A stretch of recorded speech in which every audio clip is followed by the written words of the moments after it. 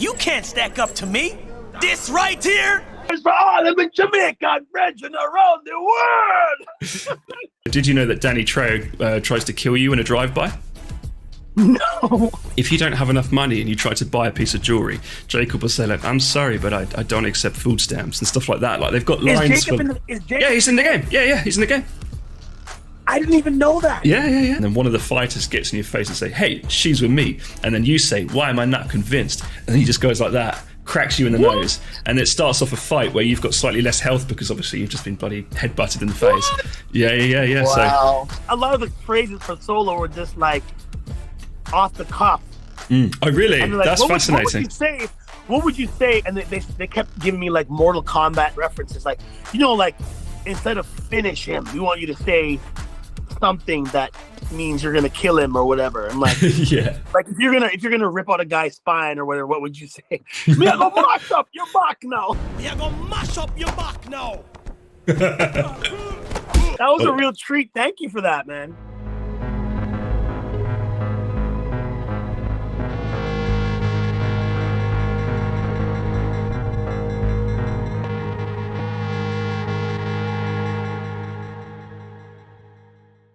Hello everyone, I'm Tom with Game Cartel, and today I have the great pleasure to interview Mr. Doron Bell. Doron Bell is an actor and musician with an extensive, almost 30-year career in films, TV shows, commercials, video games, music videos, and concerts. In no particular order, you may have seen him or otherwise heard his voice when acting as Rudy Isley in Spinning Gold, alongside Jason Derulo, Michelle Monaghan, among many other actors and celebrities.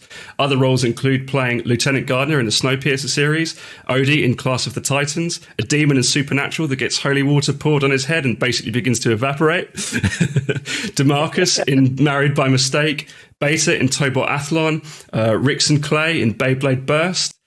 And there are a ton more, so please do check out Doron's portfolio in the IMDb link in the description. However, I personally think I've saved the best till last, shooting Simon Cowell in Scary Movie 3. That has got to be one of your highlights. I can't believe you know that. That's hilarious. Yeah, I did. Wow. Oh, I'm so glad you Yeah. Do you know what I haven't seen Scary Movie. I've only seen the first 3 films. I heard that 4 and 5 aren't as good. No disrespect to anybody that works, and then that could be totally wrong. I know it's all subjective, but yeah, I heard that they weren't so good. So I think I stopped at 3, and maybe I should stop listening to reviewers so often. But yeah, there was some really funny moments in that series. But that was a special day for me because I had already met Randy Jackson in previous I used to be part of a singing group back in the day. We met Randy before he was even connected to Paula Abdul or Simon Cowell. Yeah. So to meet Simon was special for me because I was like, oh wow, now I only have to meet Paula and I'm good. Yeah. As the original judges of American Idol go. That's amazing. That's really, really cool. And it's funny because I know that you obviously worked alongside like Anthony Anderson and Kevin Hart. But you also worked alongside rappers that actually featured in Def Jam Fight for New York, like Fat Joe, Method Man, Redman. Did you personally meet them? I met Fat Joe the same day I met Simon Cowell. It was trippy. Really? We shot that here in Vancouver, BC, Canada. Yeah. And it was interesting because first and foremost, I didn't really know that I would be working with Fat Joe that day. We were doing a spoof of 8 Mile. Yes. I love that film. Great film. So Anthony Anderson, he had the dreadlocks and he was making fun of Mekhi Phifer's character. And a gentleman named Simon Rex was the Eminem character. Yeah, who was an MTV regular at the time. Mm-hmm. And Fat Joe was brought in. It was amazing because he actually took a tour bus from all the way from New York. Really? To Western Canada because he's afraid to fly. Really? Yeah. Oh my goodness! Wow, that's it was unbelievable. I heard that him and his wife and his crew, or his Terror Squad crew, or whatever, which is dope to see that. Oh, that's insane! That must have been such an amazing experience. Yeah, I showed my partner that. My partner Brandon and I went into the front room. He was playing on the PS5, and I sat next to him like, Brandon, okay, because he knew I was going to be interviewing you, and I said, watch this scene. tell me if you spot anything out of the ordinary. And then he saw, obviously you were one of the battle rappers. And then once Simon Cowell said, this is like one of the worst things I've ever seen, or whatever he said. And then suddenly you pull your pistol out sideways. And then I'm like, he's like, oh my God, is that Doron? And I'm like, yes. I was going to say. It's so funny that you know that, man. Yeah. That was a long time. I had hair back then. That was my real hair. Anyway, that was my next question. I was going to say was because obviously we're both relatively follically challenged gentlemen as of these days. I started losing my hair at 16. I started losing it from here, and then I wasn't really losing it, but the receding of the hairline kept going up towards the Wyclef Jean area, and I thought, you know what? No, I'm not doing this. That's amazing. I've been shaving my hair since I want to say early 30s, probably. Really? I started shaving my head bald at 19. I hate it like this. If you look closely, there's some stubble, which is actually one of my questions I was going to ask you. What was the show when you play this sort of, I don't know if it's like a gangster or a mob boss or something, but you're like, but first we hit the barber and get my dome leathered and shaved because it's getting pretty like one of them things you've been stepping on. And then the guy says cock or something. You're like, you can't just be making stuff up. And then you talk about shooting them in their faces like... Okay, so that was a guest spot I did on a show called Psych, which is it's popular in the college circuit in America. It was an NBC or USA Network show starring my friend Dule Hill, who's from The West Wing. That's his first show. Mm-hmm. And he's done other shows like Ballers, and he's on Suits with Meghan Markle and whatnot. And James Roday, the two of them are amazing. They've been working together for years. Now James is one of the stars of a show called A Million Little Things, which is on, I want to say, CBS or NBC, one of the bigger networks. Yep. So that was a guest star in their show Psych, which is a very hilarious show. Yeah. A myriad of talented guest stars over the years, and I was very lucky to get that role. That's and amazing. He was supposed to be a effeminate gangster and owner of a bunch of tech cashing establishments get robbed. Yeah, that is awesome. awesome. A fun character to play. Yeah, and I also was reading on your Instagram that you were a Kingsguard in Black Panther: Wakanda Forever. I think, is your brother a stuntman / actor, and he got you on the set? Yeah. Wow. How do you know that? I just done your research. I've tried my best. My brother's actually a journeyman stunt man. He's been doing it since I started acting, pretty much. Like, my brother's been in the stunt game for a while. I dabble here and there, but my brother's he's doing his thing. He's actually the stunt double for one of Kevin Hart's buddies and really? Talented gentleman by the name of Lil Rel Howery. My brother's Lil Rel's stunt double. Wow. So Lil Rel's star is continually rising, and Dexter's been employed by him. Mm-hmm. That's incredible. Yeah. That's incredible. I think I was reading on your Instagram that like ever since your brother was a kid, he would like be jumping off roofs and saying, I'm going to be a stuntman. I'm going to be a stuntman or something. So yeah, that's cool. I don't know where you're getting all this from, but it's very precise and it's kind of scary. I don't even think that's even on Wikipedia or anything. It's just your Instagram. It's just your Instagram. I noticed how like this is going down the list of questions I was going to ask you, but I suppose I can mix them all up. It's more natural that way or whatever. But I think I noticed that like you're very like gracious and grateful with the sort of opportunities that people have provided you. Fellow actors, directors, things like that. What are some of the, I don't know how you'd put this, like unexpected benefits of your career? Not so much financial or maybe the ability to travel, but like things like maybe you've met an individual that has had like a profound effect in your life, or has given you a certain piece of advice, or has opened a door for you that, I don't know, like, I don't even know what the question is really, Obviously in this career, not as much today with the way things are with auditioning and past COVID and all that kind of stuff. They've kind of the idea of walking into the room and shaking hands, saying, "Hi, I'm Doron. How are you? How are you?" And then you do whatever you're there to do, and you leave. Mm-hmm. Those days are pretty much done. They might return, but I highly doubt it because it's now a lot of self-taping yourself and emailing in your audition. But back in the day, I believe it was 98, my very, very first TV series as a regular was a show called Born Free, based on the original movie by Joy Adamson about the woman in Africa taking care of the chimps and whatnot. We did I was part of a series that was shot in Los Angeles to be South Africa. It was my very best attempt at doing a Zulu South African accent. Yeah. And I worked with a gentleman, an older gentleman, who was definitely a journeyman actor. He might not have been as famous as Louis Gossett Jr. or Denzel, but he'd worked with all of them. And his name was Baja, Baja Dajola. And he played my grandfather in one of the episodes of that show. Wow.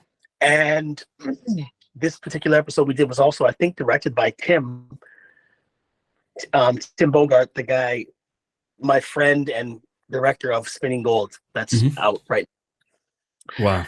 And Badger told me one day, and obviously every actors all over the world, eventually, I don't care if you start in New Zealand or Australia or Canada or Africa, usually your road would lead you to LA at some point. Wow. So this was my first time being in LA, and he said to me one day, he goes, "This is a crazy place." And he told me that he had played professional football, what we call football, like with the actual football, not British football, but American football. Yeah. He had played professional football in Canada, and he said to me,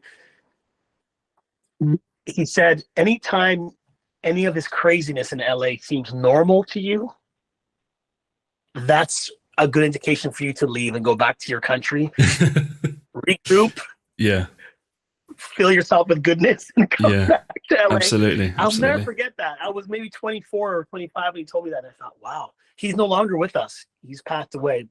But I took that to heart. And LA is a great place to work. It's not my home. I wasn't born there. Some people like it. Some people don't. I know that if I'm working, I love LA. I love visiting. Yeah. There's a lot of things I love about Los Angeles, but that was one nugget that I really appreciated. Really cool. Yeah, that's awesome. Yeah. I watched this YouTube channel called Soft White Underbelly, which is predominantly set in like LA Skid Row, and it's this guy called Mark Later. I don't know if you've ever heard of it, but it's well worth your time watching. And he interviews drug addicts, gang members, mobsters, scientists. Wow. I think scientists. He's interviewed like people from all walks of life, and it's so personal. Like you can hear the cars in the background, and there are some really like tragic stories. And it's LA seems like a melting pot of like every culture, every type of individual that might ever exist on Earth within reason. You know, I've never been. I've only been to New York in America, and I'd loved it. It was great. It's going to be the one place in America. You pick the best. New York. I think it's even more of a melting pot than LA. To be honest, New York is like the international city. Of America, of the world, really. Yeah. Me and my brother were, because we went for our mum's 60th birthday, and me and my brother are like big fans of hip hop, and we were walking down the street, and this guy was driving past in his car, and he had like this hip hop music blaring. So my brother started like nodding his head to the beat, and then the guy pulled up at a red light. My brother looked at him, you know, he's not threatening. He was just smiling, like, you know, sort of acknowledging, oh, this is a cool song, man. The guy pulls a gun out of the window. He doesn't aim it at him, but he sort of like reveals it like, yeah, this is my lifestyle, man. This is what I'm living, sort of thing. And this is the life I'm living, you know, like he's like, okay. And so my brother's like, what the fuck, sort of thing. And then the guy just... He revealed his piece with a smile. Absolutely. Yeah, that's it. Wow. That's it. Yeah. Exactly. Okay, then. Exactly. That's never happened to me. Yeah. Is that a gun in your car, or are you just pleased to see me? But yeah, no, he sorry, that was a bit cheesy. That's funny. Wow. Yeah, I missed it, sadly. I would love to have seen that. But I just looked away. I was just looking at something else caught my attention, you know, like there would be in New York. But my next question... I'm going to ask you something. Yeah. How long have you've been playing Def Jam Fight for New York since it came out? I tell you what, so I'm 29. I was born May the 8th, 1993. Def Jam came out in 2004. I would have been roughly 11 years old. I had a friend in high school. I think high school starts in the UK at 11. I think it's 11. And I think I went around his house at the time, my best friend, and he was playing it. And I'm like, man, this game looks awesome. Because I got into, most of my music taste comes from video games. Because I was brought up with like Tony Hawk's Pro Skater, huge eclectic mix, hip hop, punk, metal, anything you can think of. And like games like Streets of Rage, which the soundtracks are just absolutely iconic.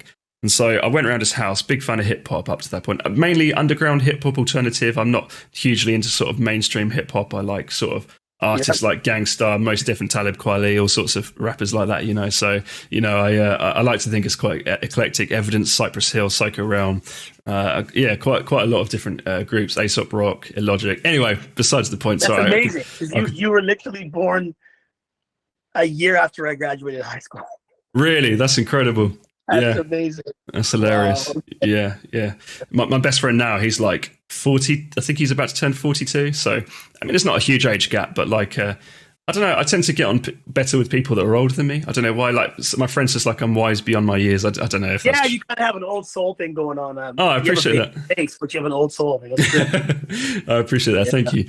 Now, my next question was going to be like, speaking of Aesop Rock, one of the rappers I like, not ASAP Rocky. This guy Aesop Rock's from New York. He's been rapping since like the 90s. And one of his songs is called No Regrets, and the lyrics are something like, I've never had a dream in my life because a dream is what you want to do but still haven't pursued. I knew what I wanted and did it till it was done. So I've been the dream that I wanted to be since day one. And I don't know, I was reading that earlier, and it sort of made me think, like, a question to ask you, like, if you had a single piece of advice to give someone that maybe was afraid to chase a dream they had, even if they were good at something, like, what advice would you give to encourage that person? I was about to say the younger you, but you've obviously done it and made it, so I guess that doesn't apply. So, like, say you had a friend that was talented at X, but they weren't bothering to do it. What I would say to anybody who has a dream, and I say a dream because unless you grew up with a silver spoon in your mouth, chances are you have a lot of people telling you, no, you have to be a nurse, or you have to drive the bus like your dad, or whatnot. Mm-hmm. If you know that you're good at something, and you have people around you say, wow, that was pretty good. You ever thought of doing so-and-so? You ever thought of singing? You ever thought of doing stand-up? You ever thought of dancing for a living? The world is your oyster. Yeah. And I got to be honest with you, I feel like more than ever today, with things like Instagram and TikTok and whatnot,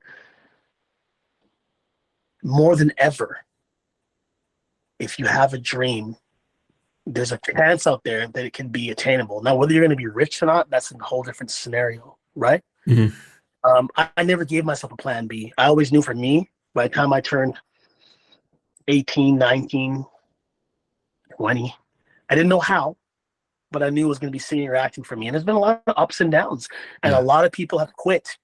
Mm-hmm. A friend of mine used to say, it's not always about who's the most talented or who knows the most people. It's about who stays on the journey the longest. Mm-hmm. Because Absolutely. It's funny, you asked me, you said obviously you made it, and I kind of chuckled to myself because I don't know what making it means. I know that every day I have to tell myself there's a reason why I'm doing what I'm doing. And I whether it's singing in a cover band or getting the odd check from songs you have on the radio in England or wherever, the point is, it's like, you have to tell yourself you're doing it for a reason. Yeah. And if you touch people and that fuels you to keep doing what you're doing, then you've already won. I don't know what making it means anymore, because I mean, have I made it? I don't live in a mansion. You know what I mean? I don't. It's even if you end up if I end up one day moving into a bigger house that I'm paying a bigger mortgage, does that mean you've made it? I don't know what making it means. All of a sudden you're worth 10 million. Does that what making it means? No, I know. Because there's always another level you need to get to. Yeah. Depending on how fast you spend your money, or how unwise, if you're not wise with your money or whatnot. And maybe it's not even about money. Hopefully this isn't too personal of a question, but like, is there a part of you that has this sense of accomplishment that like you get to leave this body of work for like people to enjoy after you're gone, like long after you're gone? Like, it sort of almost goes beyond, transcends sort of like a self-enjoyment or like you're earning a living. It's more like, you know, you sort of been immortalized through your work, you know? It's funny because I didn't really play Def Jam 5 for New York. I remember one time I was watching a popular show called MTV Rap. It wasn't Yo MTV Raps. It was The Basement on BET.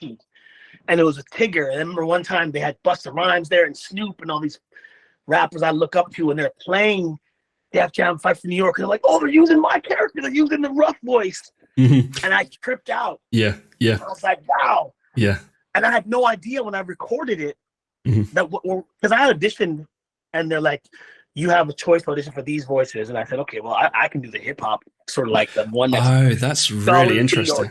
Or I said, I can do that. You know what I mean? I mean, I watched enough. I mimic enough. I'm in a band where we do a lot of hip hop, and I'm always the guy that gets the raps because I'm the one black dude in the band. So whether it's Eminem or doing Busta or Jigga or whatever, and I was like, I can put on that New York kind of accent or whatever I thought it was at the time. Yeah, and I was lucky enough to be in a city where EA Sports had their hub. Yeah, and they didn't want to bring in anybody from New York, and they just said, or someone who had that vibe. And so I guess I kind of lucked out because my other friends, my friend Matt was the one who did. I think Matt Hill was the one who, and he's like a juggernaut voice actor in this city who started before me. But he had like the surfer dude voice because he does that in spades in his sleep, right? Yeah. I don't know who had the other voices, but I think for me, I kind of lucked out, and I have always felt very comfortable in the studio because I started out as a singer before an actor. Yeah. I was in a boy band, and you know what I mean? So that's amazing. Yeah. I knew it was special though. I knew it was going to be something special because they had the mock-ups of all the characters in the game. And I see something like Sean Paul, like, holy red Sean Paul. What? And like, you would see Little Kim at the time, or whoever was like the flavor back in those days. I think it was Carmen Electra, maybe. I was literally about to say Carmen Electra. I think she was in Need for Speed, and she was in Scary Movie 1, wasn't she? I think it was Carmen Electra. I tend to play like versions of myself that are way cooler, way more muscly, way fitter, much more impressive facial hair. So I'll play me as like a badass guy. But your voice, like, it sounded like, what's the word? Like almost racially ambiguous. Like you could play you could play like a Hispanic guy and the voice would work. You could play a white guy, a black guy, and the voice would work. I think you can sometimes tell someone's ethnicity by just hearing their voice, even if like your eyes were closed. I hope that doesn't sound at all offensive. Well, I mean, I take it as a compliment. No, it was fantastic. And also, I believe you were the only voice actor possibly in the entire game that voiced two characters, which is... Oh, wow. Yeah. I did not know that. Again, because you played the game. I remember seeing literally tripping out when I saw a cut screen part of the game where Snoop Dogg and I were in dialogue. And I remember finding out a way to record that and put it on my demo reel. I could literally send that to you. Do you know what I did the other day? I recorded from start to finish the entire Def Jam Fight for New York storyline with your voice. You play it. I'm playing as a white guy. I hope that's okay. Yeah. So if you want, I'm happy to play through the game again, trying to look as close to you as possible. Unfortunately, you don't unlock it. You don't unlock a goatee until later on in the game.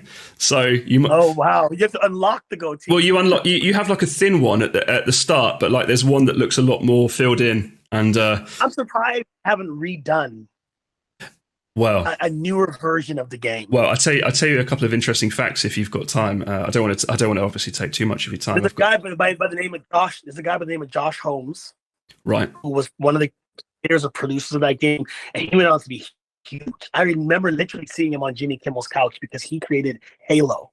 Wow. He left EA, went to Seattle for work at Microsoft or what game is Halo under? Is it Microsoft?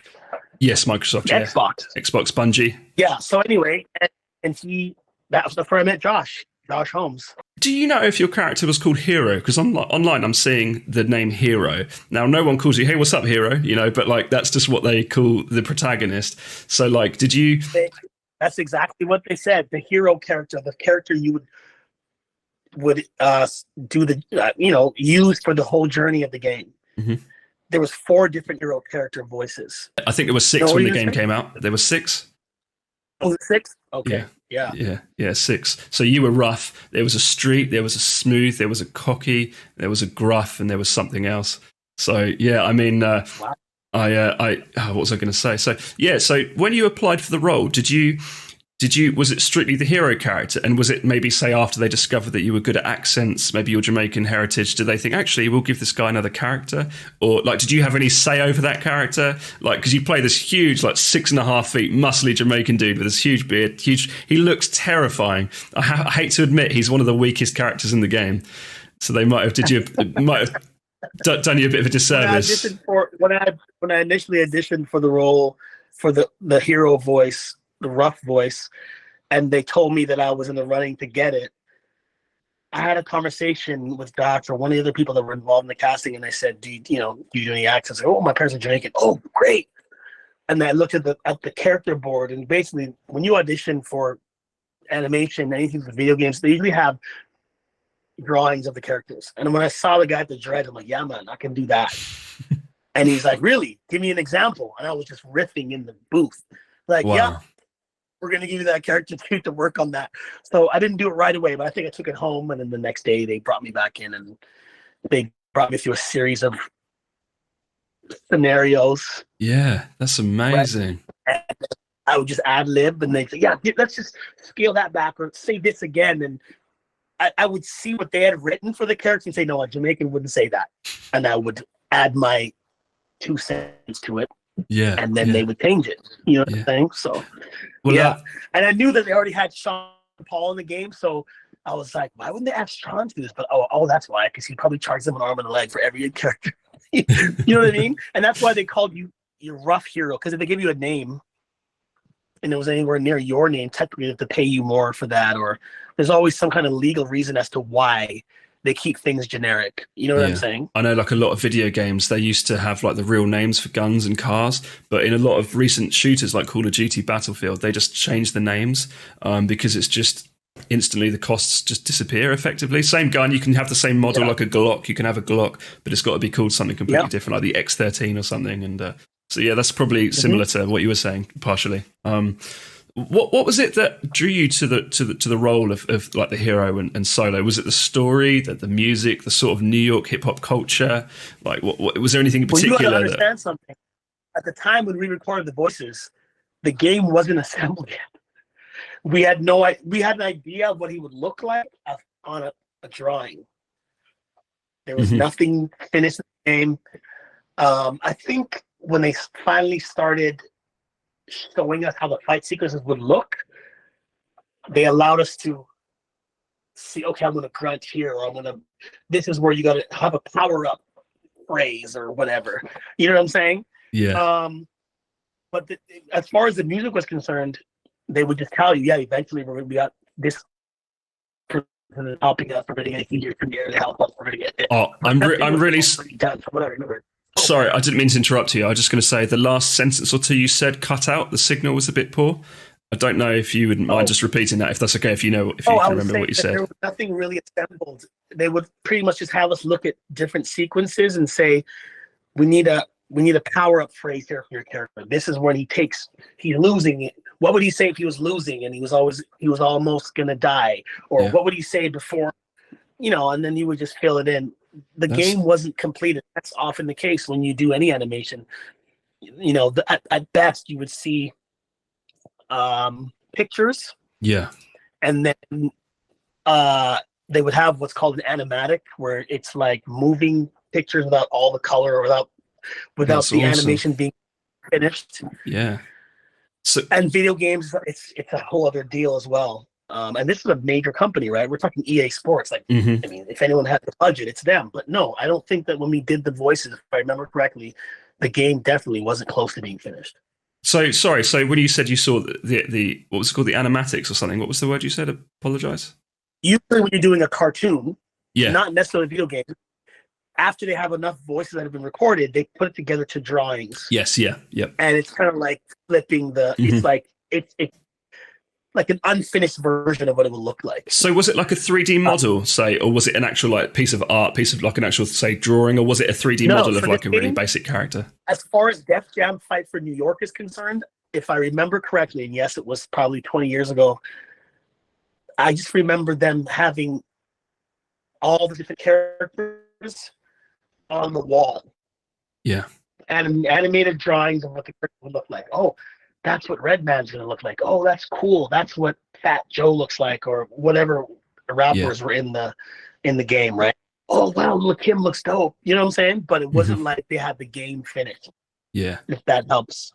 That's awesome. Thank you. No, it's really insightful. I hope a lot of people watch it. I have a feeling it will probably be over time people will watch it, because I tell you what, there are still thousands, if not tens, hundreds of thousands of people that love the game. There are tournaments every year, I believe, pretty much every year. Like, one of the things I wrote down that I wanted to talk to you about was certain video games, if the art style is good, the graphics don't really matter. And with Def Jam, it's quite a distinct, unique art style. It's such a unique concept. Like in my head, it shouldn't work. A hip-hop inspired fighting game with real celebrities, with somehow it's got a really gripping story, crazy customization, jewelry, beards, haircuts. Like, it's got everything. I love games with customization, like Dark Souls or like Skyrim, if you've heard of those games. You can like walk around dungeons and find hidden loot, armor sets and stuff. And Def Jam, obviously, you don't have that. But, you beat a fighter up, like, I don't know, say you defeat Fat Joe, then you can buy his chain. It's just stuff like that. It's so sick. I love it. It's amazing. Cool. Yeah. Is it a Terror Squad thing? Oh, I think so. TS, yeah, TS. I never knew what that meant. I never knew, because I'm not too familiar with Fat Joe. Yeah, it's TS. It's TS. It's exactly TS. Yeah.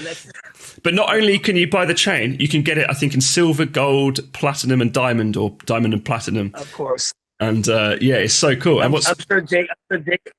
I'm sure Jacob the jeweler wanted too much money, or you could probably go to Jacob the jewelers and get your chain upgraded to extra bling or whatnot. That's it. And do you know what? They were so clever and astute, because if you don't have enough money and you try to buy a piece of jewelry, Jacob will say, like, I'm sorry, but I don't accept food stamps and stuff like that. Like, they've got lines. Yeah, he's in the game. Yeah, he's in the game. I didn't even know that. Yeah. I was just saying, because obviously for all the rappers got there. Oh, my mistake. Yeah, he's in. Got there. There's one jeweler. There's one jeweler. There's one clothing guy. There's Henry Rollings, is like the gym guy. You've got this guy who's like a barber. So you've got one of each, say, type of clothing or whatever. So jewelry is the Jacob guy, yeah. And it's his voice acting. It's his voice acting. And what's interesting is that the Def Jam came out with a PSP version of the game like a year or two later, and they've got different voice lines. It's like a similar game, but it's been remixed, so you play as a different character. There's a few new fighting venues, some new clothing, but the actual shopkeepers say different things, and Jacob has different lines. And I've done a playthrough of the PS2 version and the PSP version. I got them on my PC, so I want to do like a sort of why Def Jam is more than just a hip hop fighting game. Like, I want to sort of talk about like freedom of expression. Like, I think Shia LaBeouf once said in an interview with on Hot Ones, if you've seen Hot Ones at all, he says like, art is anything that moves you. And I think hip hop, music, poetry, breakdancing, b-boy, like the way you dress, the different cultures, you fight triads, you fight like sort of Mobb Deep, sort of Prodigy, rest in peace, and like Havoc and all sorts of. So it's like it's going to be like a real, like, Def Jam is like an amalgamation of all these things. And although on the surface it's just a fighting game, to me it's so much more. Like, I was gripped by the story and storyline. Let's be honest. Hip hop, as we know it, started in New York. Mm-hmm. The origins of hip hop started in New York. Def Jam was one of the staple, along with Tommy Boy, and these were one of the staple labels in the music biz. So even the title itself, "Fight for New York." I mean, come on now, man. Like, you talk about the legends. You talk about Biggie, talk about him being the king of New York. It was all about New York, New York, New York. So it's cool that they still fit in the Snoops and characters that were big enough, making waves on the West Coast as well, in the midst of the whole, or maybe I'm guessing back then would be on the tail end of the whole West Coast, East Coast rivalry thing, or maybe it was mid. But it's great. You can't go wrong with hip hop culture, music, and fitting into a game. It's like a win-win, a triple win scenario. It was just very smart, whoever was behind that idea. And I hope they do an anniversary version or something and call me back. That would be amazing. I'll tell you a couple of interesting things. So Ice-T for years has been teasing a Def Jam sequel. Def Jam Recordings, their official Twitter profile, had like the official logo of Def Jam Fight for LA, Def Jam Fight for ATL, and they were like, "Oh guys, which one do you want to see?" They also had a statement saying they had a picture of Def Jam Fight for New York, and they said, once we reach 1 million followers, we've got something really important to tell you. Nothing ever came of it. They surpassed 1 million followers, piece of piss, and nothing happened. So it's like, wow. Yeah. Def Jam Fight for Atlanta would be a good game too. Yeah. Fight for Atlanta. Yeah. They would definitely have to have T.I. in the game. Ludacris would have to be in the game. Mm-hmm. Big, what's his name? Is it Big Mike? I'm trying to remember his name. Killer Mike. There's a lot of Killer Mike. Run the Jewels, LP. Killer Mike. Yeah, they would have to. It's funny. I've been spending a lot of time in Georgia lately, and obviously the game has changed since then, but there's still people in Georgia that are considered pillars of Georgia. So I'm sure Usher would have a character, Outcast. Yeah. You know what I mean? Yeah. Anyway, Outcast, are you familiar with the, sorry, I didn't mean to interrupt you. Are you familiar with the soundtrack on Fight for New York? Because Outcast are in it. They've got a song called Bust. There's so many, there's like probably 30, 40 songs in the game, and you unlock more songs as you play. Sometimes you'll beat a fighter and you'll unlock their song and it will play subsequently. Like it will be like unlocked in the list of music. So there might be 10 songs at the start of the game, but by the end there's like 50. The game, honestly, if you haven't played it, I've never played. These are all the little things. I have to play the game now. You do. So you tell me I could still get Def Jam 5 for New York and play it on a PS5? No. What you would do if you've got a half decent computer and you buy like I've got a couple of them Xbox controller. So what I did is I'm making a YouTube video about the game. So I've plugged in the Xbox controller to my PC. I've then downloaded a PS2 emulator. I've downloaded Def Jam 5 for New York. I'm playing a PS2 game on the PC with an Xbox controller at like high resolution. The game looks ridiculously good. So you've already lost me, Tom. I'm sorry. I tell you what. If you ever find yourself with a free day or two, I will happily DM you. The instructions are super simple, and I can get it set up for you. This interview, we're gonna have to do a part 2 for this interview because I'm way too much, but I think I have to go. It's you have to go here, which means for you it's probably after midnight. It's quarter to midnight. Can we continue this? Can we do a part 2? I would absolutely love to. I'm kind of half tempted not to upload this. Well, I suppose I could upload this. I do have quite a lot more questions to ask you if you're happy, but not right now, obviously. But like, I could probably talk to you for another hour or two. Continue this tomorrow. Yeah, you're free tomorrow. Honestly, it's been such a pleasure talking to you. Do you know what? Man. Do you know what was funny? I have never had this happen before. Before you came on, I could actually hear my heartbeat. It wasn't like a feeling. I could actually audibly hear it. Oh, Tom. Yeah. This is amazing. We have to finish this. I would feel like I have a friend. What are some of the main differences between like voice acting in, say, a booth versus like doing a live action with cameras and people watching and whatnot? Like, do you... I'll stop there and let you answer. Again, I started out as a singer before I did any acting.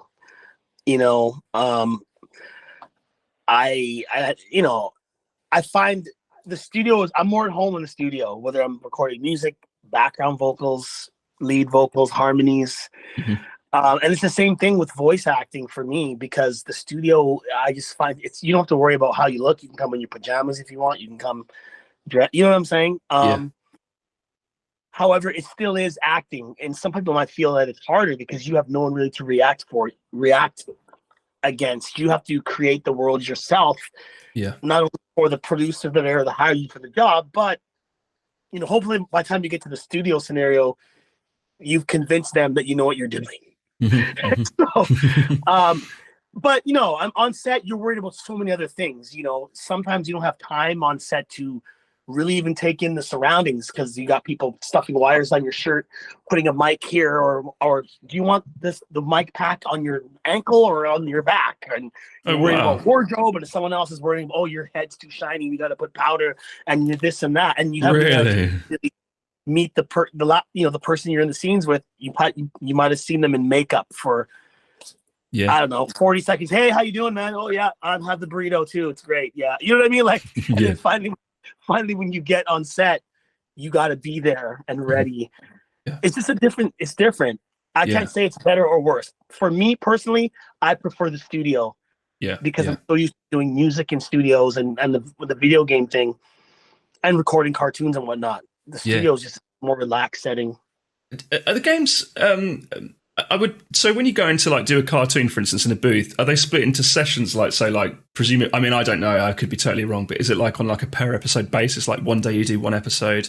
I was wondering how that differed from games. Like, so for instance, Def Jam, would you go in one day and do like the cutscenes or like some of the cutscenes or like, the blazing moves? I don't know if you ever were told that term, but when you do like a special attack, your character goes rah, sort of thing. Like, I did a multiple of those things for Def Jam in the same session. I think I did. If I remember correctly, for Def Jam, I think I did I drove to EA Sports, which is the building where they recorded it. I think I did 3 separate sessions. There might have been a 4th pickup session. But normally, depending on if it's a weekly cartoon, you go in every week. Really? And it's funny. I just had lunch with a friend of mine, Paul Dobson, who does the famed Ninjago series. He plays Sensei Wu, which is the leader of all the Ninjago characters. And we were talking about the good old days of all 6 or 7 actors getting into a studio like this one, and you're in the local booth. Everyone has their mics in front of them, and you can feed off people's energy. We haven't had those days in a while because of COVID. Yeah, of course, and, normally it's like, okay, Tom, we'll get right to you. We're just going to sanitize the booth down when Doran's finished, and then you can go in. And everyone does it individually now. Hopefully those days come back, but so far they haven't. And if they have, it'd be in a different capacity where you're 7 feet over there and I'm 6 feet over here, and everyone's, you know what I mean? Yeah. That's interesting. Divided around them. When you recorded Sorry, I didn't mean to interrupt you. Feel free to keep going. No. Did I answer your question? Yeah, no, that was great. Yeah, that was absolutely perfect. Yeah. Would you know when they were like satisfied with your lines? Like, for instance, would you do several taunts in a row or several roars, and then they would sort of say, "Oh, that one was really good. We're going to pick this one," or did they say like maybe do 10 in a row and then we'll pick one? Like the last bit, they would tell you to do 10, and every once in a while they would interject. Oh yeah, we really like that one. Give us like 4 of those. Or really? Yeah, that was really cool. We can use that on this section of the game. It was kind of loose and very relaxed setting at EA. Really? And because I've never been in a building, so it was like Disneyland for me being at EA. Wow, because I can imagine. Like the place, I know they have a place, and they have a head office in Hong Kong. I think one in San Diego, I believe, and then there's one here in Vancouver, Canada. Yeah, I was blown away. I mean, I can only you park imagine. your car, you walk in, and it's like, wow, this whole massive compound dedicated to the creation of video gaming, and they have the floor with all the programmers, then they have a cafeteria, they have a gym for them, they have a huge gymnasium section just for mocap basketball players. Yeah. A section I saw like beach volleyball, and they're like, what? Like they had sand in there and everything, again for mocap, so they actually fly in athletes, put sensors on them, and EA Sports blew me away. I gotta be honest. Yeah. And even when I was doing the voice for Def Jam, it was in a huge studio, huge, SSL mixing board type deal, and kind of dark and very cool. That's amazing. That's really cool. Yeah. Were you always alone when you did them all? So what sort of really impresses me is that you genuinely sound, I think I told you this over voice chat on Instagram a few days ago, and through the DM, but I said, like, sometimes you'll play a game or something and you can tell that the 2 people having a conversation aren't or weren't actually together when they recorded it. But you sound as if you're like directly replying to Snoop Dogg or directly replying to Danny Trejo, so it's like that Danny Trejo was in that game. Yeah, I've got a question about him in a minute, but I'll let you answer this one, and then I'll I think you'll like the question hopefully. But yeah, so like, were they ever with you? Like, not necessarily those 2, but like anybody? No, I was by myself the whole time. A couple times I would after a couple hours bump into a friend of mine that was one of the other voices. I think it might have been Matt Hill or someone. Yeah. It's like, hey man, how you doing? Hey, good. Yeah, all right, have a good time. But usually you're by yourself. Yeah. Usually you're by yourself. I mean, heaven forbid, like none of the real celebs. Some of them might have been in town. If they were doing a music concert or something, they would say, "Oh, okay, we can get Sean Paul in town." But generally speaking, I'm sure they just recorded wherever they were in New York or whatever their studio was, right? Yeah, I mean, if they're professional artists, they have access to studios. Yeah, I mean, it's interesting because there's like a making of Def Jam Fight for New York video on YouTube, and you can see like a load of the rappers and celebrities that were in it, and they've all got a giant smile on their face. Like I remember you saying to me yesterday, like you felt as if you knew it was going to be something big, you knew it was something special, like. Yeah. Also the producers that were there recording, they're all very giddy and excited about the energy is there. Yeah. Right. And you're just like, okay. I mean, and the truth is, as a guy who grew up listening to hip hop and R&B, I know who Def Jam is, and I know the artist Def Jam has produced. You know what I'm saying? Yeah. So, absolutely.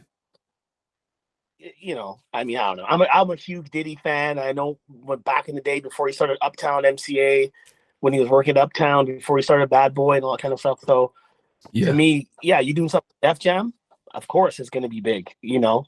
That's sweet. And clearly it was. Mm-hmm. How did your loved ones? Because I like obviously looked at your portfolio and everything, and like you've obviously been in like a sort of vast array of different genres and sort of comedies and everything like that. But like, how did people react when you said to them you were going to be like, maybe loved ones or friends, like, hey guys, I'm going to be in a hip hop inspired fighting game where I smash glass bottles over people's heads and I get to push Snoop Dogg out of a window. Do you know about that? Yeah, I'm sure you know about that. I never saw that part of the cut sequence, but it's funny because back then, it's so odd. I went to watch the Guardians of the Galaxy with a friend last night, and she's like, I've known her forever. I've known her since I was like 18 or something. And she said, oh yeah, I remember you did that game. Don't you remember? You gave my son a copy, an autographed copy. Wow. Oh my God. I was like, wow. Yeah, there was a at the time they were selling it in the malls or whatever. And I went to a video game store and picked up one and I signed it and I gave it to her son. That's amazing. I was like, wow, now I wasn't gonna get it back. Yeah. But yeah, it's interesting. Yeah.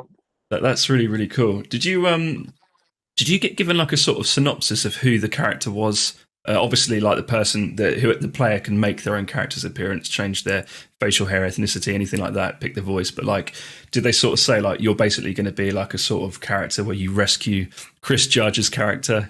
And Chris Judge was in that as well. D-Mob. He was D-Mob. He was like your boss, the leader of your sort of street fighting circuit crew. You know, I think a part of the reason he was in that too was because he had quite the name from doing that movie with Richard Dean, that TV series Stargate. Yes, yeah. Yeah. And they shot that here in Vancouver as well. Really? He was already in town and he was already popular from that show. So that would explain how we got involved with the game.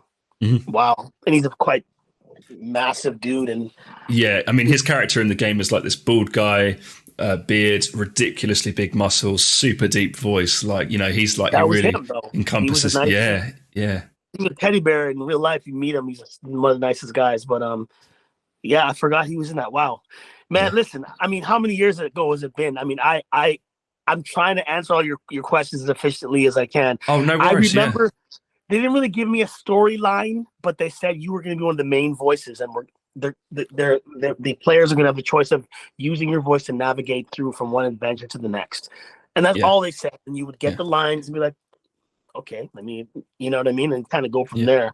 Well, it's interesting that you say that because, like.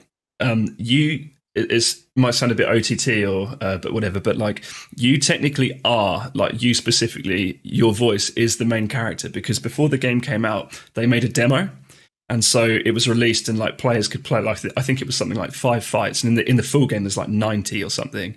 But but in the demo, your voice is the one that the character uses because in the demo you have like a pre-made character. And so they picked your voice. Also, your voice is the only character in the GameCube version of the game, which is cool. And it's really interesting. They don't give you a choice to pick different voices on the GameCube. For some reason, even though the GameCube, I believe, is like more powerful than the PlayStation 2, and so you would think there'd be more space to add more voices. Yeah, for some reason, GameCube is what? Is that Nintendo? Yeah. Okay, yeah. So. And but yeah, for some reason, so you can make your character on the GameCube version. Everything's exactly the same, but for some reason you cannot pick the voice. Yours is just the default voice. And there's also like certain songs that are missing for whatever reason. So yeah, what's interesting is that in the demo you had a different blazing yell. So you know when your character like gets his meter to the top, and then you could do like a really powerful move. You sound more like the character solo. It almost sounds like slightly not Jamaican, but there's almost like a slight accent to the sound of the. I mean, that could be. but in the full game, when you make a character, you go like yeah. No, that came out wrong. It's because I'm losing my voice. You sort of said yeah, like you sort of say the word yeah or something like that. I think. But in the actual demo, you're like roaring. So that's quite interesting. But as you said earlier, like maybe you recorded 10 and they just for some reason picked one from the demo and thought actually like yeah. But I just wanted to give you like a quick sort of did you know series of like things about the game if that's okay. Did you know that after hitting on a girl in the game you get headbutted? your character gets headbutted in the face. After I hit on a girl? So basically, yeah, so you go to this, I think it's this sort of like Jamaican themed like sort of bar or nightclub. And after one of the fights, there's a cutscene where your character goes up to a girl, and then you're about to speak to her, and then one of the fighters gets in your face and say, "Hey, she's with me," and then you say, "Why am I not convinced?" And then he just goes like that, cracks you in the nose, and it starts off a fight where you've got slightly less health because obviously you've just been bloody headbutted in the face. Yeah. Wow. So you didn't know that, I'm guessing. Do you remember? Sorry. They really make the journey quite real, huh? I'm sure that this is years ahead of a lot of, I know right now I have a 7-year-old son who likes to play NBA Live. No, what's it called? 2K, NBA 2K, whatever the year is. Mm-hmm. And you can create a character and go through the journey of making it into the NBA, practicing, doing press conferences, all that stuff. And they actually say your name. So, Tom, how were you in the third quarter and this and that? That's crazy. It's amazing to see my nephew, who's also an actor, Dominic, do it. Wow. Oh yeah, he's got a huge movie coming out this Christmas in Disney where he plays a younger version of the rapper Ludacris in half the movie. Yeah. Wow. That's amazing. Yeah. So going back to the game though. Yeah. Do you think that Def Jam was a little ahead of its time for video games as far as like absolutely urban story kind of thing? I've never known anything else like it. I don't know if you had any. I don't think you had anything to do with the sequel, but there was a game called Def Jam Icon, which was people really don't like the game. They took everything that made Def Jam Fight for New York special. So I'll give you a quick backstory. So Def Jam Vendetta came out. Vendetta, and that was predominantly like wrestling. But Fight for New York was on a whole other level. Made your own character. Your character spoke. It was purely about street fighting and making a rep for yourself, like being part of a group, not like a gang. I suppose it was a gang, but it wasn't like it was like a whole turf-based thing, and you want to rise through the ranks and become like the best fighter and everything like that. But so Def Jam Vendetta, which funnily enough, Chris Judge's character D-Mob is actually the bad guy in the first game. And then in Def Jam Fight for New York, you see his character get arrested because in the end of the first game, he gets like beaten up by the player of the first game. He gets arrested. Right. Your character then drives like a sort of Range Rover or something into the side of a police car as not Doron, that's you, as D-Mob, that's Chris Judge's character, D-Mob gets arrested. And then you see him basically pull D-Mob out the car and sort of rescue him. D-Mob then introduces your character, the hero, to like say Method Man, Redman, Ludacris, Sticky Fingers, I think, was there, bloody blah. So yeah, Sticky, but then I've met Sticky a number of times. Really? Yeah, I've hung out with Sticky. Yeah. Oh wow. He did a TV version of the show of the movie Blade. Yes. Wow. Yeah. I haven't seen Blade in years. Oh my god. So he did actually. I've met Wesley as well, but he did a TV version of the Wesley Snipes movie Blade here in Vancouver. Short-lived. I think he did one season, but that's when I met him when he was out here. Yeah, Sticky Fingers, man. That's crazy. Yo, what's going on, Seth? His voice is so unique. Like it's funny because in one of the cutscenes near the start of the game, I think Snoop Dogg, he's called Crow in the game. He comes up to your group basically and says like, he sort of challenges, I think, D-Mob's best fighter to basically a fight sort of thing. And basically what happens is Sticky, the look on Sticky's face, he sort of almost snarls his teeth like he's really furious at Snoop Dogg. But then Sticky turns on you. And at the end of the game, he basically kidnaps your girlfriend and sets like a ring of fire in this like abandoned warehouse. And then you have to... I remember this. You remember? That. Yeah. I do. Yeah, I remember that. Oh, wow. That's amazing. I remember the fire scene. Yeah. So it's funny because they make out as if like he's loyal to your group, but then he turns on you. So it's really cool. I'll give you a couple of more did you knows, if that's okay. I don't want to take too much of your time. It's just this is really, really interesting, and I promise you, like there are thousands upon thousands of people that this. Okay, very quickly, I'll just say like Def Jam, like you were saying a minute ago, being ahead of its time potentially. I can say, yes, it is. Games these days, yeah, they're good. Yeah, there's a lot of money behind them. Yeah, that makes it basically bigger and you can do a lot more things, blah, blah, blah. But they're filled with microtransactions, which are basically, when the game came out in 2004, there were no, you buy the game and you got everything in the game. Now a game comes out and you're expected to pay more to get extra content, or you pre-order a game. So imagine if Def Jam Fight for New York came out now, they'd probably, hey guys, pre-order the game now, and you get like exclusive jewelry or like like maybe some exclusive songs or something, you know, or like outfits. But the game it's such a, you know, you can see it's like a labor of love. It's just you buy it and you get what you pay for, basically, and it's just if that makes sense. Those are the old days. It doesn't happen anymore, does it? No, but it was so ahead of its time. Like in my mind, it's like, why does this work? Because it's like a hip hop game with a story, but like, not that can't be a thing, but like, it's just I was really gripped by it. You know, it was just so cool. But I'll give you a quick couple of more. Did you know? So, did you know that Danny Trejo tries to kill you in a drive-by? No. Yeah. So after you fight, Fat Joe, which is known as Crack in the game, and then basically. Joey Crack. Yeah, that's his nickname was Joey Crack growing up in the Bronx. I didn't know that. I didn't know that. Yeah. After you win against him, he basically the loser's supposed to leave town, but they don't do that. So you drive away in like a limo or something, like, oh, you know, you're the winner. D-Mob gives you his like vendetta chain, puts it around your neck, and then as you're driving down the street, Sticky Fingers and Danny Trejo and I think Busta Rhymes are there.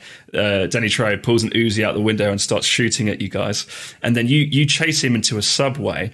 And then he says, goodbye, bitch. And then he tries to fire at you, but then the gun like jams or it's run out of ammo. So he throws the gun on the floor. And then your character goes, goodbye, bitch. And then the fight starts. You then, if you want to, you don't have to do this, but you can push him in front of a moving train.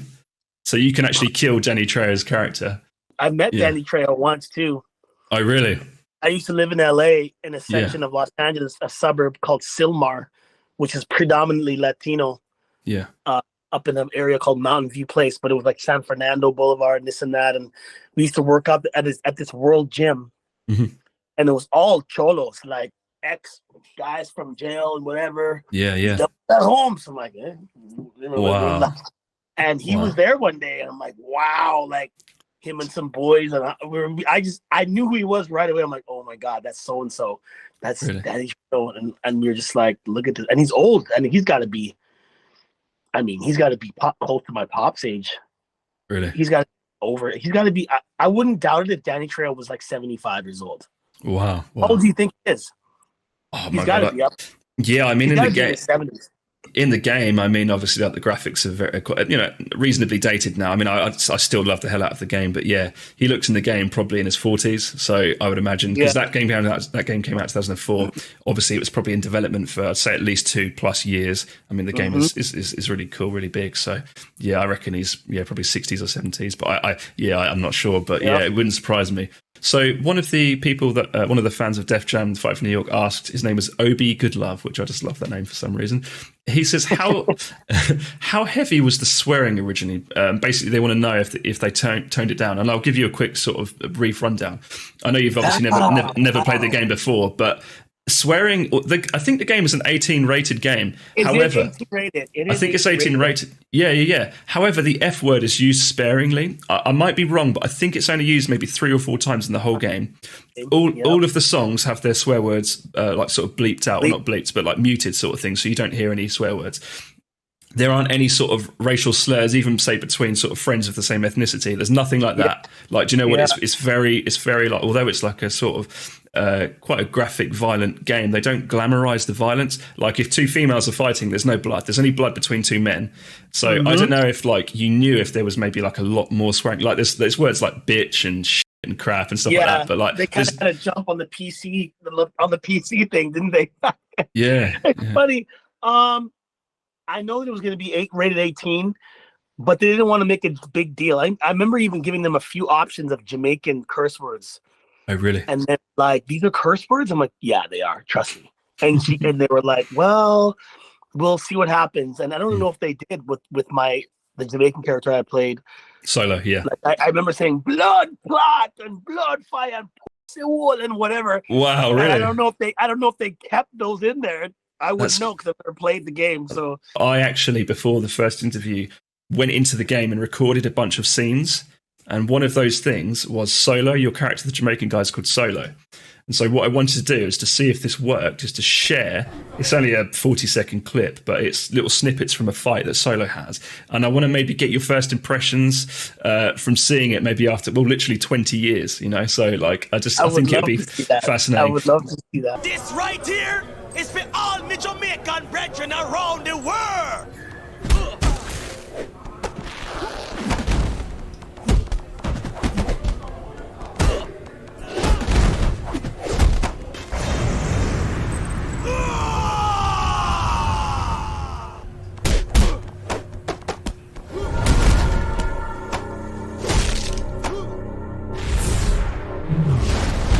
You're gonna mash up your back now.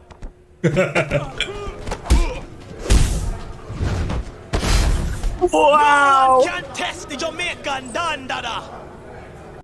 No one can test the Jamaican Don Dada. I was going to ask you, one of my questions, I forgot to write this down. What is a Don Dada? Is it like the dad of all Dons, like basically it's a like badass? The Godfather, the Don Dada, right? If you're a Don, it means you run your neighborhood, like you're the kingpin kind of thing. That's awesome. This right here is for all of the Jamaican brethren around the world. Oh man, honestly, you have made that part where I'm like, me, I go mash up your back now. Wow. So does that bring back? Amazing. Is that nostalgic? Is that the right word to use? I can't believe it to me. I'm just like, wow, yeah. I remember saying that. I'll tell you what. If you're... a lot of the phrases for Solo were just like off the cuff. Oh, really? Like, that's fascinating. What would you say? And they kept giving me like Mortal Kombat references, like, you know, like instead of finish him, we want you to say something that means you're gonna kill him or whatever. I'm like, yeah. Like if you're gonna rip out a guy's spine or whatever, what would you say? Me, I'm gonna mash up your back now. That is amazing. That was a real treat. Thank you for that, man. Oh, I could probably show you 5 if you've got a few minutes. So this is. Do you see that? So this is basically me, bald white guy with a much more impressive beard. Yeah. And so you can choose clean cut, cocky, smooth. So clean cut is Matt Hill. Gruff. Okay. Yeah. I think my boy Adrian Holmes, who's also a West Indian, he was born in England. Mm-hmm. He's currently on the new version of Fresh Prince of Bel-Air. He plays Dr. Phil. He might be one of the voices as well. Wow. Okay. I could definitely look into that, and that's fascinating. But so this is when you rescue D-Mob, Chris Judge's character. You then see it through the eyes of the police officer. He goes to like a sketch artist. You make your character through the sketch. It's so cool how it's done. And then the very last thing you do before the game starts is you pick a voice, and this is what they sound like.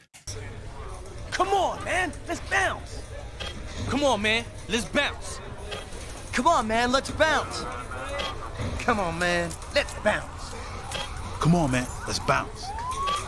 Come on, man, let's bounce. Wow. Come on, man, let's bounce. But you sound so like you're really from the streets, you know, like you sound like this badass mofo that's just like, wants to fight people, wants to make a name for himself. You know, you sound like a beast. He's eager. He's eager to make it. I can show you the headbutt. Hell yes. Please do, man. This is a real treat for me. Oh, I'm really glad. It's made my day. I'm so like honored to do this with you. Some of the music I released, there's a white R&B artist out here who wasn't as big as Justin Timberlake, but he's still doing his thing. His name is John B. Do you know who John B is? The name doesn't ring a bell. No, it doesn't, sadly. Yeah, I mean, I released a track with him. It was produced by Just Blaze, and this Jamaican artist, Beanie Man, is on it with me. Yes, I know Beanie Man, yeah. I read that you did a song with him. I saw that. No, I saw the video. I watched it the other day.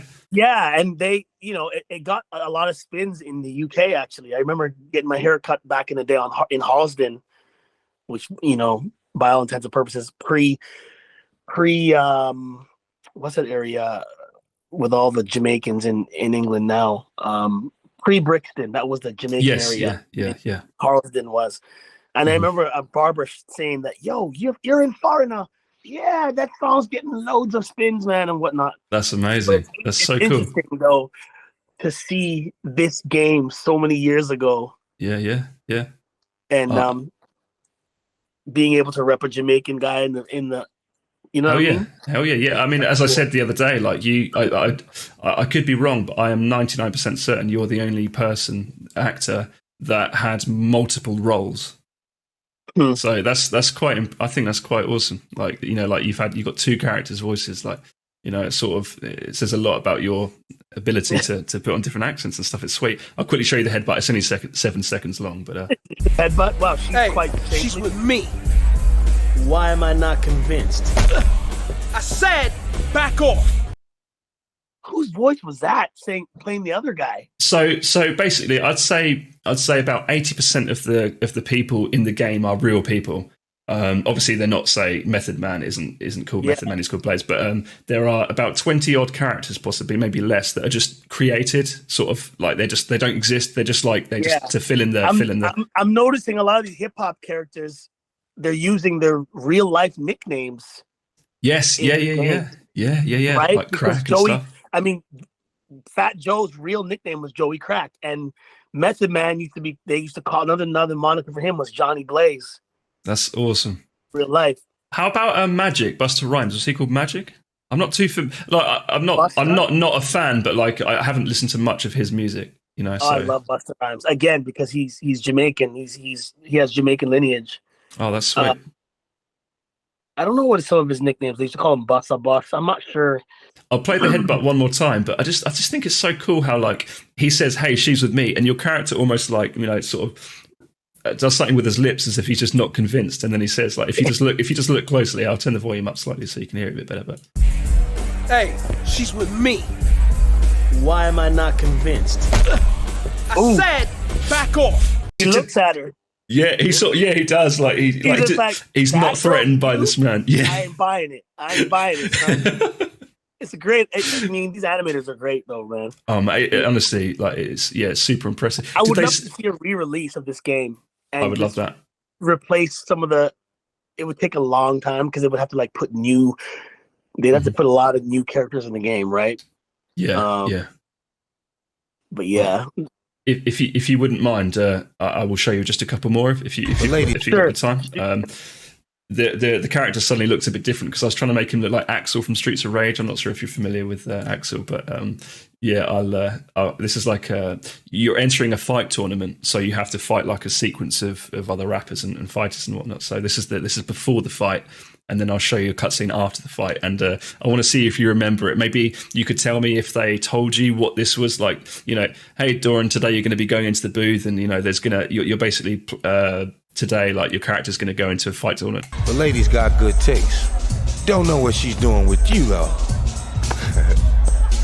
Hey, yo, you know I'm taking this home with me tonight, right? Shit, I might take you home with me too, baby. You're not my type. You sure about that, homie? Because I'm the type to punch a hole in your face right now. Hey man, you fighting tonight? I am now. Okay, you need a partner, I'm your man. Oh man, forget him. Roll with me and we'll clear this place out. Whoever fights with me better be happy with the cash, because I'm taking the truck. So that's that. I'm tripping out right now. Because I'm like, am I really in a scene with Busta and Ice-T? Yeah. Yeah, honestly, you're Busta Rhymes' voice has so much presence. He's like, because I'm the kind of guy to bust a hole in your face right now. If someone said that to me, wow. If someone said that to me, I would probably just crap my pants right there. Just involuntarily, just fully follow through. It's just kind of trippy to see my voice acting with Ice-T and Busta Rhymes. It's trippy, bro. I'm sorry. I'm just like, wow. There's got to be a way I can go on YouTube and just find someone who's videotaped them playing the game with my voice. Yeah. I would save that. I would literally save that and just keep it on my desktop. I'll do it for you. I will record a playthrough of Def Jam for you, and it will be as like a sort of a way of saying thanks to you. Wow, Tom. Wow. Yeah, I'm honored. That's amazing. No, not at all. This one's quite funny. This one made me laugh.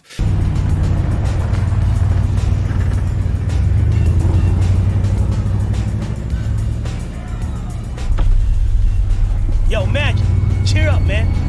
You lost a ride, but you got yourself a pretty girl.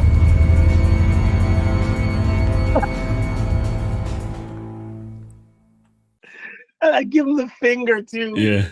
Hey, Magic, You lost the ride, but you got yourself a pretty girl, and then that's so funny. That is glass, genius. you gotta look at it with the glass half full, homie. It's funny.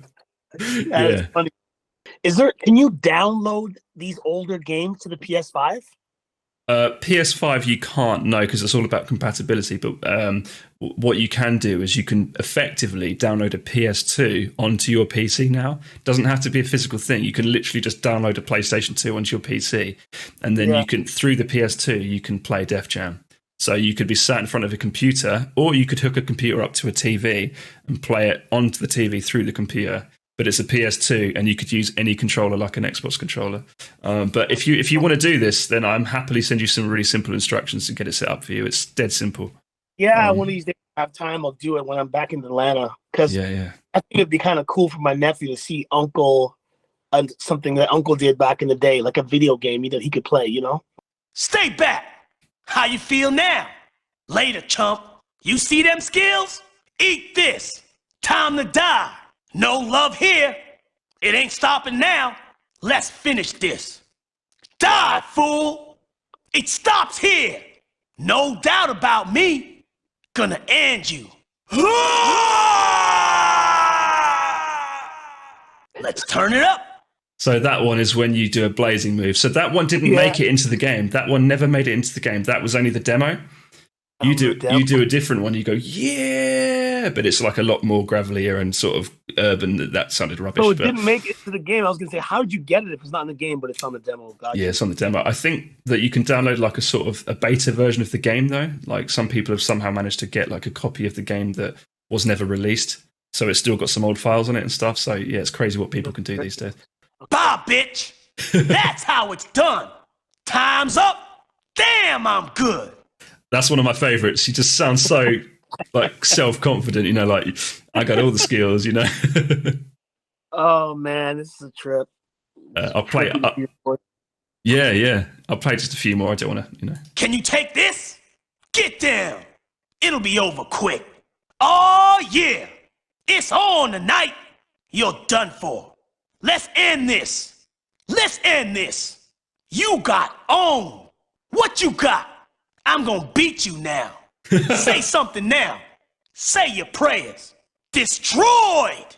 Look. That one. I'll end it there because I don't think you can surpass that. The way you said that, destroyed. Like Jesus. Do you remember? I'm gonna beat your ass now. Listening to solo. Oh wow. Did you have to do them in a row or like say was there? Yeah, you just kind of read down the line. When you apply for a role, like was there a certain amount of time that you had to dedicate to the Def Jam sort of voice recording? Like, did they say, hey, Doron, this will take a week or two? Or did they say like... Yeah, you usually get time ahead. I mean, once you're in the mix, meaning it's Tom and 3 other actors are deciding on who's going to get what role. I mean, you've already had ample amount of time to decide how you're going to play something. Mm-hmm. Unless they want to go a completely different direction. That's usually what you roll with, right? Yeah. I hope that answered your question. I just know things might be slightly done differently, but no, it's the auditioning process, whether it's video game, cartoon, live action, hasn't changed much other than the fact that now people are doing a lot of things at home now instead of going to studios and whatnot because of COVID. And they've discovered that during COVID, wow, we've saved a lot of money by having these guys do it themselves. So that's why they're probably not going to go back to the old way. Doing things. And the same thing applies for video gaming, voicing as any other medium. Yeah. And just to confirm, I think you said yesterday, you actually picked to play the sort of hip hop character. I think you said the word hip hop yesterday, the phrase hip hop. So that's cool. It wasn't like, oh, hey, Doron, we're going to give you this voice. You need to do this. Like you actually picked. Well, I'm sure that they read a few people for it and they just made a decision, right? I chose to do that one because I'm like, yeah, I can do that. Yeah. And I lucked out with getting the one I chose. I'm sure that some people might have chosen the gruff voice and they couldn't quite cut the mustard in comparison. Who knows? Yeah. No, that's awesome. That's really, really cool. I could probably ask you some more, but I just, I mean, I think actually as much as it was nice to interview you, just seeing you react to your work was like a pleasure in itself, because it's that was a real treat. yeah, no, I'm wondering. I mean, everything's on YouTube these days, but I feel as if I know that I saw one scene with Snoop and I that I had on I made a visual voiceover reel, if you will, and I put that on there for a while. Yeah. Something about I remember Crow saying something like, "Nah, man, we split it fair and square." Some kind of argument we had about something fair and square. His line was, and I'm about to go up to him, and he's like, "Whoa, hold up." Yeah. I can tell you what happened. So at the very start, sorry, not the start, the end. At the very end of the game, you, Busta Rhymes and Fat Joe are basically in the process of beating to death Method Man. And at one point in the game, Crow, Snoop Dogg, forces you to work for him. You know, you spent all this time working with D-Mob, Method Man, and all the, you know, the good guys or whatever. But then they kidnap your girlfriend, and your character then joins them because he's forced to, and then basically Crow says, like, you regain all our clubs back, and then, you know, you can have your girl. That's when you go and try and, then you go to, they want you to kill Method Man. So you pick up a baseball bat, but at the very last minute, rather than hitting Method Man, you hit Busta Rhymes. It's either Busta Rhymes or Fat Joe, I can't remember. And then you have to do this really hard fight with, you basically go on the good side again. Long story short, after you save Method Man, you then go and basically confront Snoop Dogg, Crow, in his like sort of I don't know, penthouse. Busta Rhymes goes behind you and puts a gun to your head. And then, but you can see the animation is how they do it is incredible. You can see like the gun, he's like shaking. He does not want to do it. And Crow's like, you know, what you waiting for, man? Blast this fool or something. He says something along those lines. And then one of the F words, Busta Rhymes like, man, you know what? Fuck this shit. He's all yours. And then he passes you the gun. Your character then aims the gun at Snoop Dogg, and he's like, he says something along the lines of like, oh man, fuck the code. You weren't about that. And he tries to convince you to maybe like let him go. I remember that line. Yeah. You broke the code, or something. That's it. That's exactly it. Yeah. I remember that. But then your character fires the gun, but he intentionally fires it at the wall, and is so cinematic. And then he's like, you know what, man, you ain't even worth it, or something. You say, you throw the gun on the ground and walk out. But here's Snoop Dogg's like a pimp cane, but inside he like unsheathes it. It's almost like a sword, and he's got a blade in the inside of the pimp cane, and he stabs it in your shoulder, and then that's the fight. So what's interesting is that there are 3 times in the game where you can kill someone. Now, it's kind of cool the way they've done this, because the first 2 you don't have to actually kill them. And all the 3 that you kill or can kill try to kill you first. You can throw Danny Trejo in front of a train, but you can complete that fight without killing him. You can just knock him out, smack him over the head with a lead pipe or something. Sticky Fingers. Actually, no, I think he does die because, you knock him out and presumably, I think the building falls down, so presumably he dies. In my opinion, he deserved it. He was evil in that game. He was a bastard. And then even if you say, when you fight Snoop Dogg and knock him out, you can either throw him out the window, but even if you knock him out with, say, a punch, like a haymaker, the cutscene will show him lying out in the street outside. So it's quite interesting. Yeah. So, but yeah, no. Yeah, what I'll do is I'll record a playthrough, and then maybe I could send it to you. If you can maybe give me like an email address or something, I can send you a link. Listen, bro, I feel like you and I know each other now, so yeah, for sure. Who knows when I'm ever going to get across the pond to the UK? But it's going to happen. I've been there a few times. That'd be amazing.